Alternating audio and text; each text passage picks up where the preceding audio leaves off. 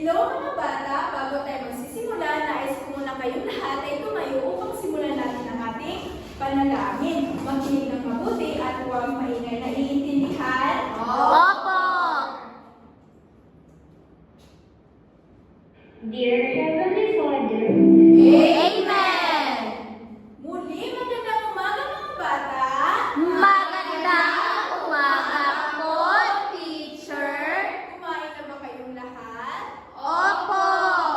Tama na dapat ang bata ay kumain para hindi magutom at para hindi sumakit ang tiyan. Tama! Ngayon, kumusta naman kayong lahat? Mabuti naman po! Napakaganda namang tingnan kung kayo ay nasa mabuting kalagayan. Ngayon, gusto ko makita ang mga masasaya ninyong mukha. Pwede ba kayong gumiti sa akin? Napakaganda naman ninyong tingnan kung kayo ay palaging masaya. Paano naman kung hintian nyo naman ang inyong mga kaklase? Hintian nyo naman ang inyong mga kaklase. Napakaganda ninyong tingnan kung kayo ay palaging masaya. Gusto niyo bang sumayaw? Opo! Dahil dyan, sasayaw tayo. Gusto ko ay uminding-inding talaga kayo. Naiintindihan? Opo! Sisimulan na natin.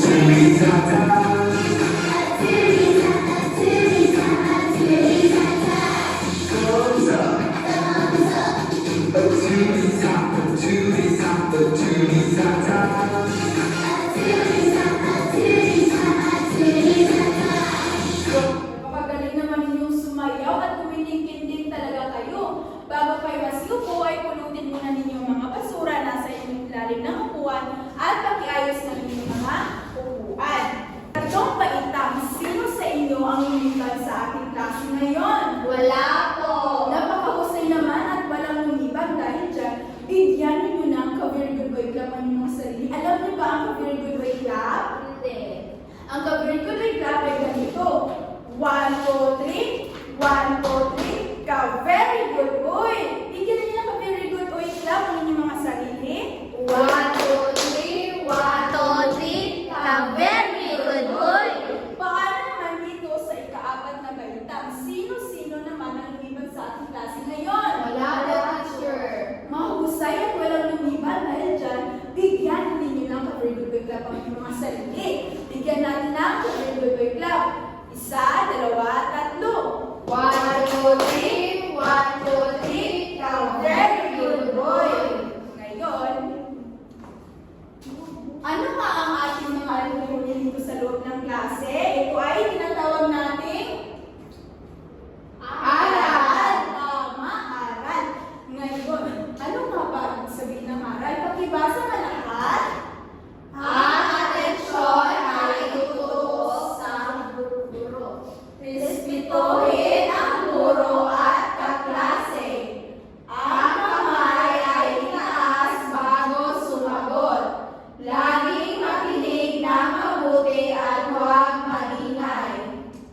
Dapat natin itong sundin upang magkakaroon tayo ng malinaw at payapang diskusyon. Naiintindihan ba?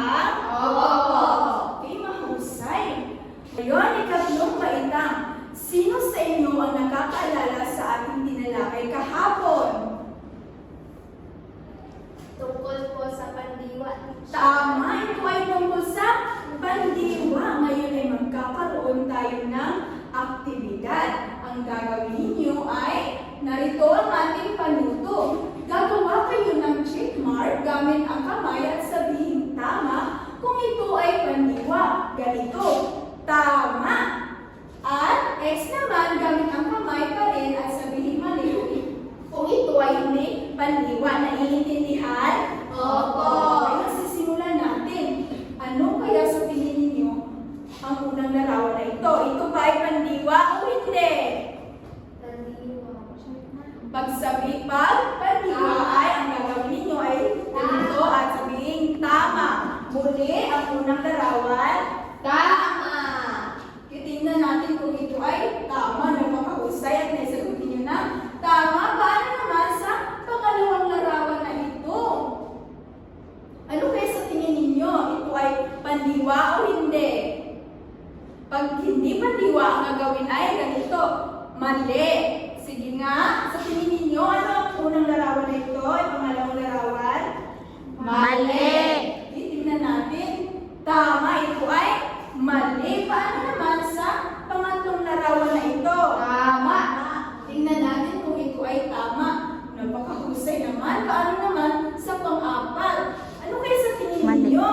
Mali. Tingnan nga natin. Tama, ito ay mali. Paano naman sa panghuling larawan? Tama. Tingnan nga natin. Napakahusay naman at napakagaling ninyong sumagot. Dahil dyan, bigyan ninyo ng magaling clap ang inyong mga sarili. Ang magaling clap ay ganito. Isa, dalawa, tatlo. Isa, dalawa, tatlo. Magaling, magaling, magaling. Okay, bigyan natin ng magaling clap ang ating mga sarili. 1, 2, 3. Isa, dalawa, tatlo. Magaling, magaling, magaling. Ngayon naman,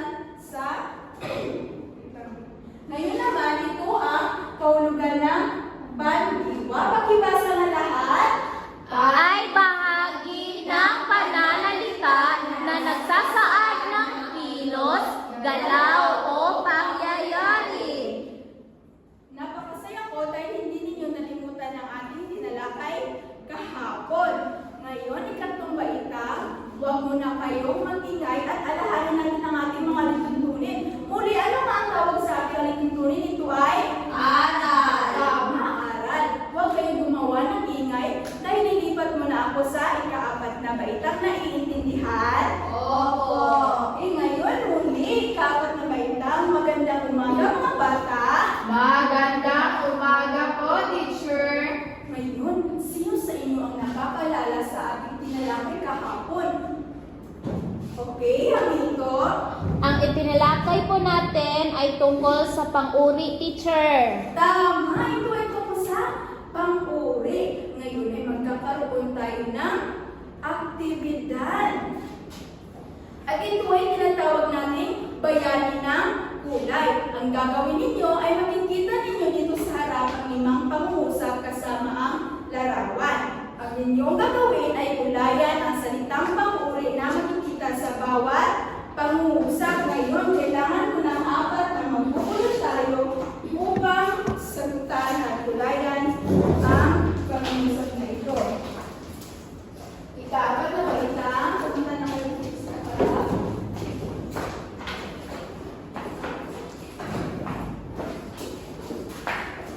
Kung ano sa tingin ninyo ang pang-uri.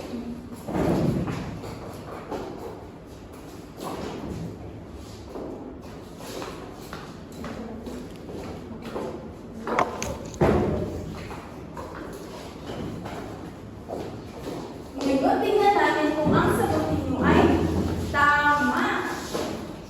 Napakahusay naman at ay sagot ninyo lahat na tama. Sa unang pangungusap, ang pang-uri dito ay mabilis. Paano naman sa pangalawa, ito ay matalino. At sa pangatlo, mabigat. At sa pang-apat naman ay malulungkot. Napakahusay at may sagot ninyo lahat dito na tama. Bigyan ninyo nga ng magaling lang ang inyong mga sarili. Isa, dalawa, tatlo. Isa, dalawa, tatlo. Magaling, magaling, magaling. Ngayon, ika-4 na baitang. Ano nga ulit ang ating mga natutunin? Anong tawag dito? Aral. Husay. Huwag kayong gumawa ng anumang ingay dahil lilipat mo na ako sa ikatlong baitang. Naiintindihan ba? Opo. Okay. Ngayon, ika-4 na. Ika-3 baitang. Ano bang napansin niyo sa ating telebisyon?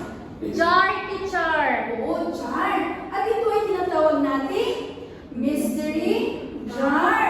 Ngayon, ay tingnan ninyo na mabuti. Ay kailangan ko ng 5 magpupulot tayo upang pumunta dito sa harap at kukuha ng mga iba't ibang larawan at ipapahula ito sa kanyang mga kaklase. Ngayon, sino ang 5 magpupulot tayo? Kumuha kayo ng mga iba't ibang larawan at ipapahula sa inyong mga kaklase gamit ang inyong mga tunog.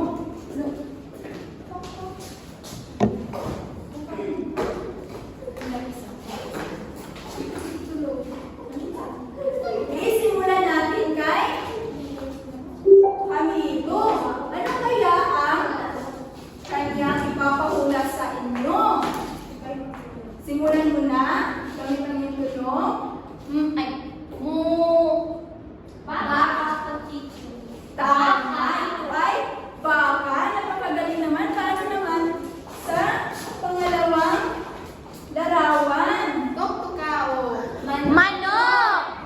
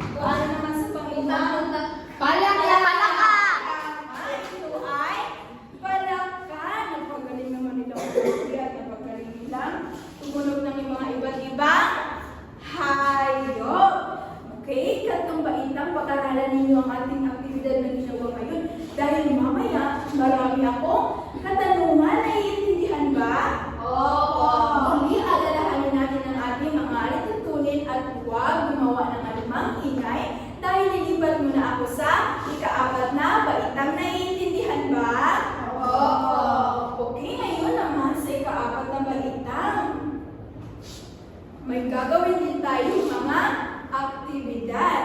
Kailangan po ng ay 5 magbukulot tayo bawat pangkat. Ito ang unang pangkat at pangalawang pangkat. Ang gagawin natin ay may 5 larawan na nasa harapan at sa kabila naman ay halo-halong mga salita at didikit sa salita sa tingin ninyo ay naayon dun sa larawan. Ngayon, kailangan po ng 5 group tayo bawat pangkat. Narito ang ating mga halo-halong salita. Ididikit ninyo ito kung saan naayon kayo sa iba sa mga larawan.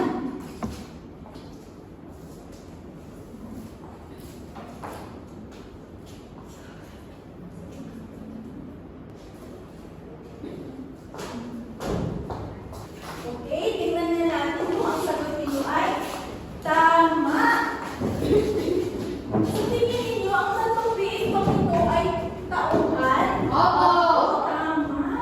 At ito naman, ito ay nagpapakita ng isang lugar. Sa tingin ninyo, ito ba'y tagpuan? Opo. Tama, ito ay tagpuan. At makikita ninyo sa larawan na sila ay nagtutulungan at nagkakaisa. Ito ba ay isang aral? Opo. Tama. Paano naman sa pang-apat? Makikita niyo ba ang pagsunod-sunod sa mga pangyayari? Opo. Tama. Kaya ito ay banghay. Napakahusay mga bata at kaya sagutin niyo ito lahat ng tama. Dahil nabigyan niyo ng magaling ka muli ang inyong mga sarili. 1, 2, 3. 1, 2, 3. Magaling, magaling, magaling. Ngayon, mga bata, sa ating aktividad na ginawa ngayon, ay pag-aralan ninyo ito dahil mamaya ay marami akong mga katanungan. Naiintindihan ba? Oo. Palalahanin natin ang ating mga alitutunin at huwag kayong gumawa ng anumang ingay dahil lilipat mula ako sa 3 baitang. Naiintindihan? Opo. Ngayon, 3 baitang. Sa ginawa natin kanina, ano bang nga napansin ninyo sa inyong ginawang mga iba't ibang tunog? Ito ay mga iba't ibang mga Hayop. Tama, ito ay iba't ibang hayop. Ngayon, sino sa inyo ang may alagang hayop dito sa bahay? Kaya sayas? Aso. Ayun kaya sayas, may alaga sila. Aso. Ano pa, Elaine? Manok. Ayun kay Elaine, may alaga sila. Manok. Inaalagaan ninyo ba ito ng mabuti? Opo. Tama. Dapat makainin at alagaan natin sila ng mabuti. Ngayon, may nabasa na ba kayong kwento na ang mga tauhan ay hayop? Opo. Okay, ano naman ang pamagat ng kwento nito, Sayas? Si Pagong at si Matsing. Tama, isa ito sa mga halimbawa na sa isang kwento na ang mga tauhan ay hayop, ang Pagong at si Matsing. Ngayon, ang mga alaga ba nating hayop ay nagsasalita? Hindi po. Hindi, tama, hindi sila nagsasalita kagaya sa atin. Ngayon ay para malaman natin kung ano nga ba ang ating paksa sa umagang ito, ay mayroon ako ditong jumbled letter. Ngayon, sino kaya sa inyo ang makapagsagot ito? Okay, Elaine? Narito ang ating jumbled letter. Kung ano nagbubulong salita, ayusin mo ito para malaman natin kung ano ang paksa natin sa umagang ito.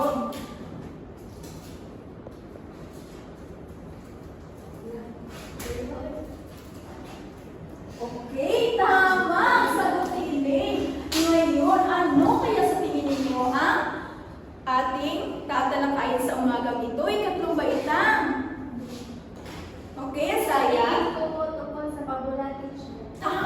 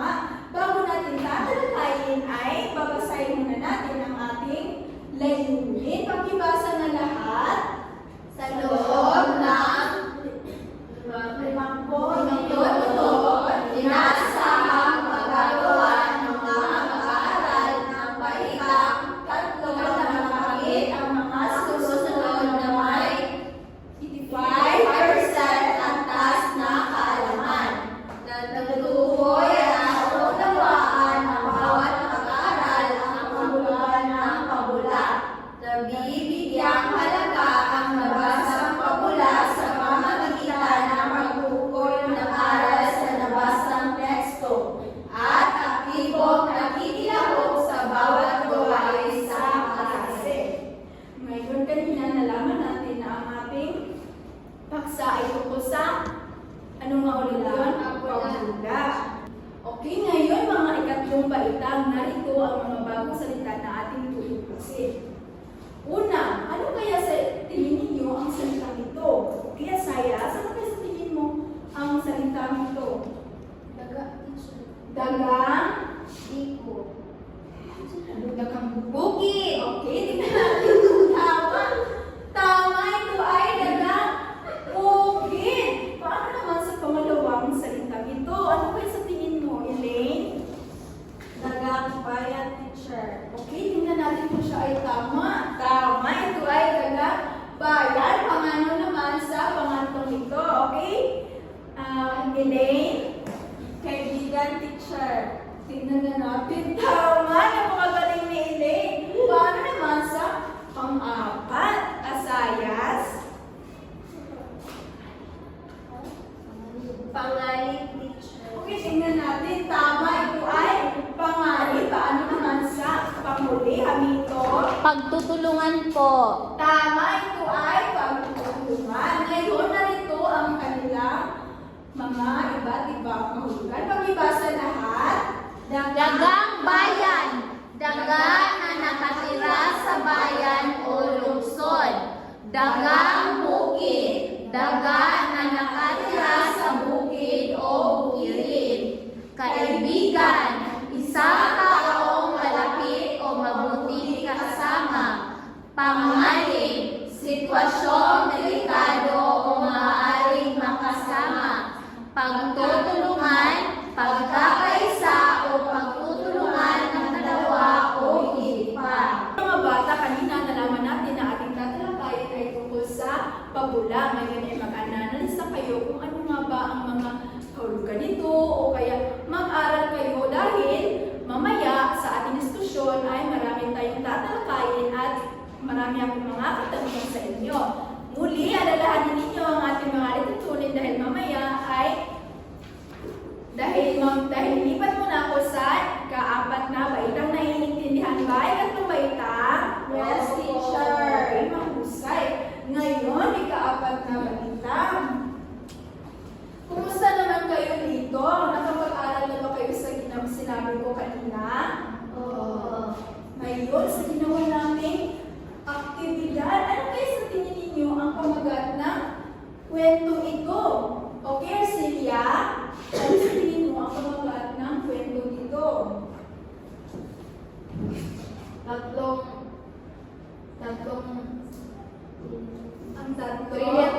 ang tatlong baboy, teacher. O, ang tatlong titiko, baboy. Tama. Ngayon, sino naman sa inyo ang may alagang hayop dito sa bahay? Okay, Arcelia, ano? May aso po kami, teacher. May cat din. Ang dami ng mga alaga ni Arcelia. Mayroon silang aso, mayroon din silang pusa. Paano naman si Arcelia? Ano naman ang alagang hayop nila sa bahay? Aso, mayroon din silang aso. Si Hamito. Daga po, teacher. Daga! May alaga silang daga.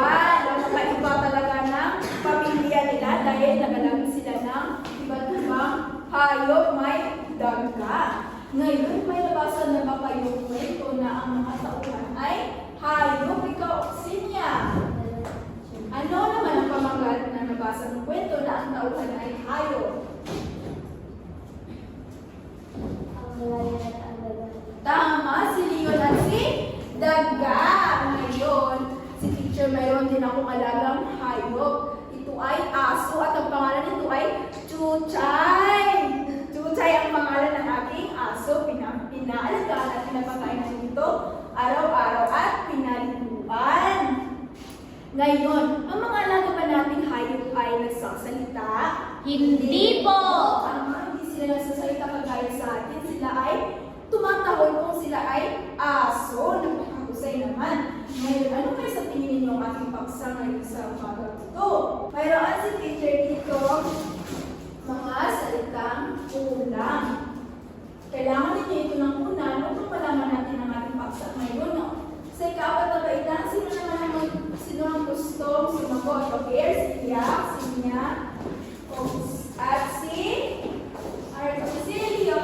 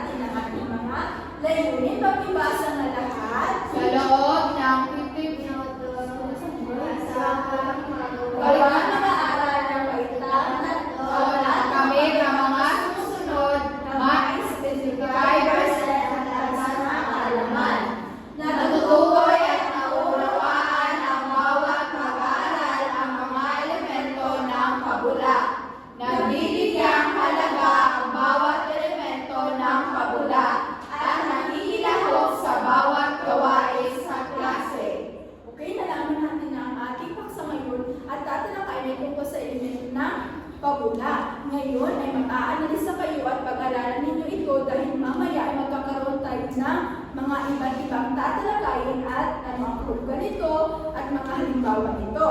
Huwag kayong gumawa ng anumang ingay, nililipat mo na ako sa ikatlong baitang. Naiintindihan ba? Ika-apat na baitang? Teacher. Okay, mahusay. Ngayon, ikatlong baitang. Kumusta naman kayo mga bata? Okay, napag-aralan niyo ba ang aking sinabi kanina? Opo, teacher. Kahit may tanong kayo, alam ko nagtanong kayo may katanungan kayo na ano ba ang pabula, teacher? Ngayon, aalamin natin. Ang pabula ay o fable sa English ay kwento na hayop ang gumaganap ngunit kumikilos at nagsasalita na parang tao. Ngayon, gusto niyo ba ng kwento? Opo. Dahil dyan ay kukwentuhan ko kayo. Dapat kayo makinig na mabuti dahil pagkatapos ay marami akong katanungan na iintindihan. Opo. Isisimulan na natin. Pakibasa na lahat. Dagang bayan at dagang bukid. Isang araw may dalawang daga, ang dagang bayan at dagang bukid. Dumalaw ang dagang bayan sa kanyang kaibigan na si dagang bukid. Naglalakad sila para makahanap ng makain. Nakita sila ng tinapay, bagamat unang nagalma ang dagang bukid. Nakapilit ito, nagkunwari ang dagang bayan at kinain lahat para sa sarili niya. Laking sama ng loob ng dagang bukid. Nalaman niyang niloko pala siya dahil dito nag-away sila at natapos ang kanilang pagkakaibigan. Malungkot ba ang katapusan ng kwento? Opo. Oo, dahil hindi na sila muling naging kaibigan. Ngayon ay narito ang ating mga katanungan. Sino-sino ang tauhan sa kwento, Elaine? Dagang bayan at dagang bukid, teacher. Tama, ang mga tauhan sa kwento ay si Dagang Bayan at si Dagang Bukid. Saan dumalaw si Dagang Bayan? Asayas? Kay dagang bukid, teacher. Oo, dumalaw si Dagang Bayan kay Dagang Bukid. Ano ba ang aral ng pulot ninyo sa nabasang kwentuhan nito? Ang talino ay dapat gamitin sa tamang paraan, teacher, at hindi para lamangan ang iba. Tama, dapat ang talino ay gamitin sa tamang paraan at para hindi lamangan ang ibang tao. Ngayon ay magkakaroon tayo ng aktibidad. Ngayon ay maghanap kayo ng kapaliho, kapares. Ang unang linyang ito ay ang siyang magpagturo at ang linya naman ito ang siyang maging tuturuan ng mga magtuturo. Naiintindihan ba? Opo. Nakahanap na ba kayo ng kapares? Opo. Today, nakahanap na kayo ng kapares. Ang panuto ay, ang gagawin ninyo ay narito ang ating panuto. Ang inyong gagawin ay bibigyan ko kayo ng isang papel. Sa loob nito ay may isang larawan na siyang bigyan ninyo ng pangungusap. Halimbawa, tumulong ang daga sa liyo na nakaipit sa lambat at sa ibaba naman ay gumuhit kayo kagaya na nasa larawan. Narito ang inyong aktibidad. Makikita natin na ito ang bibigyan ninyo ng pangungusap at ang pangalawa naman ay ito ang gumuhit ninyo kagaya dito sa larawan at hulayan. Naiintindihan ba? Opo. Bago ninyo sa simulan ay narito muna ang ating mga kamantayan o rules. Pakibasa na lahat. Pangungusap. Malinaw, tama at direktang tumutukoy sa larawan. Buhit. Malinaw na nagpapakita ng pangyayari kagaya sa larawan. Pagtutulungan ng magkapares. Pareho ang ambag, nag-uusap at nagplano bilang partners. Okay, maraming salamat mga bata. Bibigyan ko lang kayo ng 3 minuto upang gawin ninyo ang inyong mga gawain. Gagawin ninyo ito ng tahimik at alalahanin ng ating mga litutunin dahil lilipat na ako sa ikaapat na baitang. Naiintindihan ba? Opo. Narito ang inyong mga gawain. At narito ang inyong mga gamit. Okay. Ikaapat na baitang. Kamusta naman kayo dito? Mabuti naman po. Mahusay naman kung gano'n. Ngayon kanina, ang ating paksa o tatalakay patungkol sa elemento ng pabula. Pero bago ang lahat, iaalalamin muna natin kung ano nga ba ang pabula. Kakiba sa lahat, Pabula ay mga kwento ng hayop ang gumaganap at kumilos na parang tao. okay, salamat. At mayroon tayong elemento ng pabula. Mayroon tayong ilan? Mayroon tayong 5 elemento ng pabula. Mayroon tayong taguan, tauhan, pamagat, aral at banghay. Ngayon, gusto ko itaas ninyo ang inyong mga mahiwagang kamay. Taas ng mahiwagang kamay. At sabay-sabay natin bibilangin ang elemento ng pabula. 1, 2, 3, 4, 5. Muli, ilan ng elemento? 5. Narito ang kanilang mga hulugan. Ang tauhan, sila ang gumaganap sa kwento kagaya kanina sa aktibidad natin. Ang tatlong ay isang halimbawa ng tauhan. Ang taguan naman ay tumutukoy ito sa oras, panahon, at lugar na pinangyarihan ng kwento kagaya lamang ng larawan na isang lugar. At ang banghay naman, ito ang kabuang isa-isang kwento na naglarawan sa pagkasunod ng mga pangyayari, simula, gitna at wakas. Ito ay isang halimbawa ng banghay. At sa aral naman, ito ay tumutukoy sa mahalagang natutunan sa pinasang kwento. Ito ang mga aral natin natutunan at napulot. Ngayon ay magkakaroon tayo ng ito ay ang ating kwentong ikukwento ko sa inyo ngayon. Magbasa nga lahat. Ang daga at maya. Isang araw sa gilid ng bukid nakatira ang isang masipag na daga. Isang umaga nakita niya ang maya na umiiyak. Dahil nabasaan ang ulan ng mga buti na pinagpalo ito. Sige, tulungan kita, sabi ng daga. Tinulungan niya ang maya na maghanap ng bagong pagkain. Pagkatapos nilang makahanap, lumapit ang maya at nagsabi, maraming salamat. Sa susunod, handa rin akong tumulong sa iyo. Ngayon, narito ang ating mga katanungan. Ano nga ba ang pamagat ng kwento natin kanina? Hindi ay Ercilia. Ang daga at ang maya. Tama, ang daga at maya ang pamagat ng ating kwento. Sino ang mga tauhan sa kwento? Arnosilio? Ang daga at maya. Tama, ang daga at maya. Saan ang tagpuan nito? Sa labi ng ilong, teacher. Tama, sa tabi ng ilog. Ano ang banghay na makikita natin sa kwento, Arcilia? Ano ang unang pangyayari, pangalawa, ay sa gitna at sa pangwakas? Ang unang pangyayari, teacher, kaya nakita ni Oo. daga si Maya, teacher. Tapos, tinulungan niya, teacher. At ang panghuli, Panghuli, teacher, kay masaya sila, teacher. tama. Ang unang pangyayari ay nakita sila, tinulungan ng daga ang maya, at ang panghuli ay nagpapasalamat ang maya sa daga. Ano naman ang aral na natutuhan sa kwento, Sinya?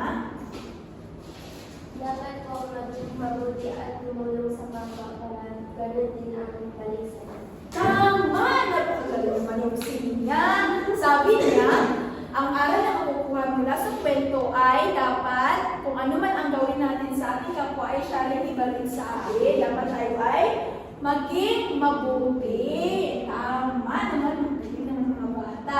Ngayon magkakaroon tayo ng aktibidad. Ngayon, maghanap kayo ng kapares o kapariko. Ang una namang linya nito ay siya ang maging tagapagturo at ang pangalawa namang linya nito ay siya ang maging tuturuan ng mga tagapagturo. Maghanap kayo ng kapares. Nakahanap na ba kayo mga bata? Opo. Okay, ngayon, maghanap na kayo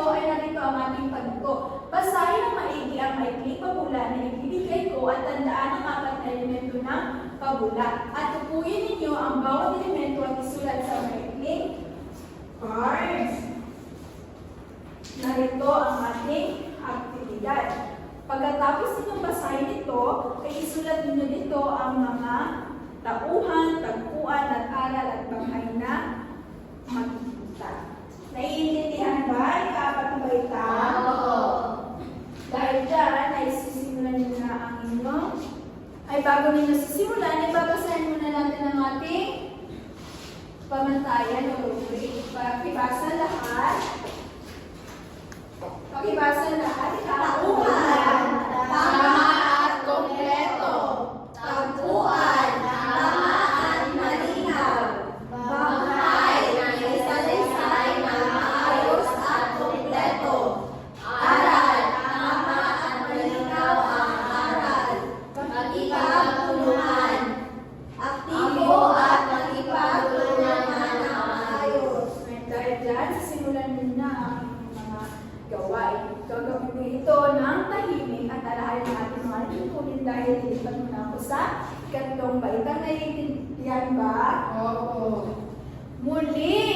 Kumusta naman ang mga gawain dito sa ikatlong baitang? Tapos na ba kayo? Ang husay naman at tapos na. Ngayon, ay sasagutan natin ito.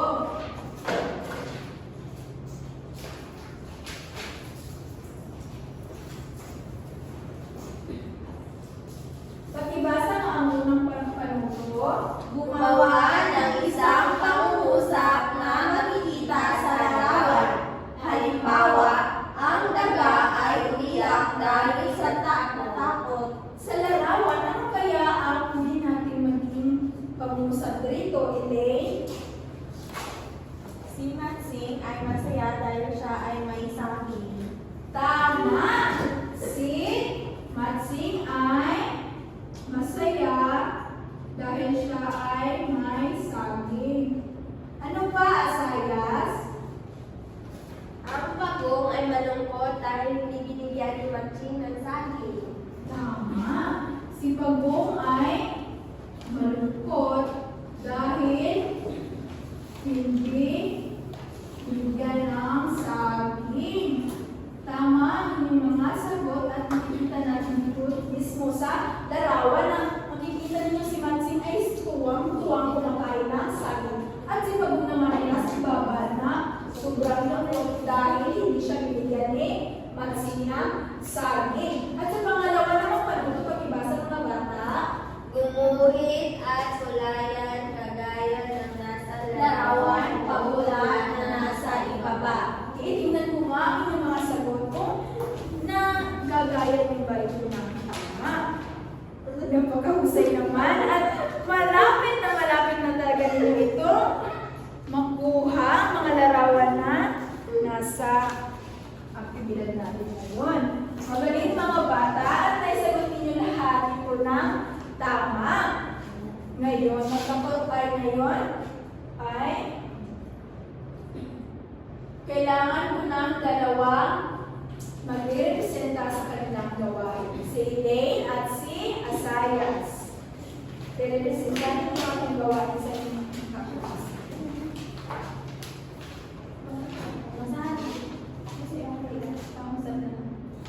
Ang unang pangungusap, ang pagong ay malungkot dahil hindi binigyan ni Matsing ng saging. At ang pangalawa ay iguhit teacher. Okay, maraming salamat. Ako naman si Elaine. Ang aking sinulat na pangungusap sa unang larawan ay si Matsing ay masaya dahil siya ay may saging. At ang pangalawa ay ginagaya ko. Sure. Maraming salamat. Bigyan niyo ng magaling na pang mga sarili. Bigyan niyo ng magaling na pang mga sarili. Mga bata. 1, 2, 3, magaling, magaling, magaling. Okay, mga bata. Dahil tayo ay tapos na sa ating pagkakagawain, narito ang ating pagtataya. Ang iguhit ng puso kung isa sa ng pangungusap ay tama at hugis bituin kung mali. Iguhit ninyo ang inyong sagot sa papel. Naiintindihan ba ang ating panuto? Opo, teacher. Kumuha kayo ng papel at sagutan ito.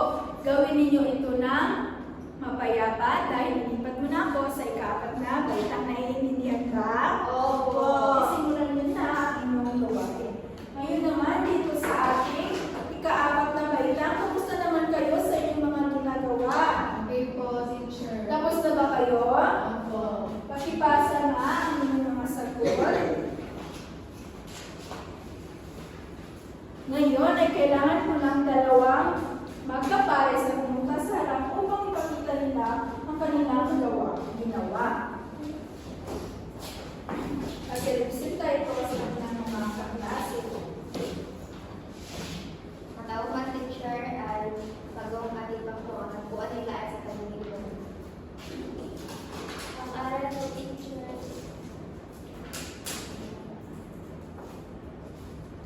ay ang pagtutulungan nila, teacher. Ang banghay una is umiyak si